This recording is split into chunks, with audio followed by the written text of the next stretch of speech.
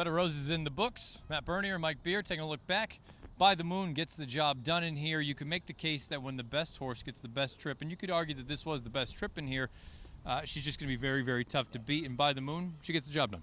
Yeah, I think that's probably the story of the race, right? I mean, she probably was a little better than these horses. She just sat up there tracking the pace on the outside.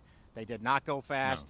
No. She managed to fight her way to the lead in the stretch, and then she made it stand up at the end. She was just better than these horses. Not by much, but she was better than them. When Indulgent did not show any sort of speed, she was toward the rear of the pack throughout. Mia Tori for Jorge Navarro was out there setting a very, very comfortable pace. Got a half mile in 47 and change.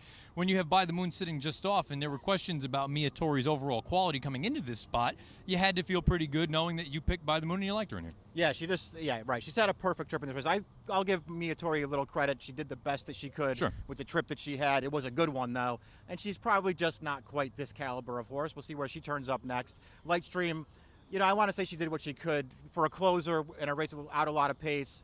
Maybe she was compromised a little bit. I thought she had her chance at it. You brought up a good point about a horse like Lightstream, though. She is a closer, but it's not like she's got some giant kick. She just kind of chugs along and grinds, and more often than not, that's going to lead to a bunch of second and third place finishes. Yeah, that's the thing that really bothers me about her, actually, is that as a horse who wants to make one run from off the pace, she does that.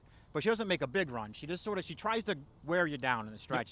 Yep. And when you're racing against horses like By the Moon, who are at least as talented as you are, and have an advantage on you by being ahead of you in the stretch, and you're going to wind up not catching them most often than not. You'd mentioned earlier today that credit to the Connections for handling By the Moon the way they have, putting her in spots where she belongs.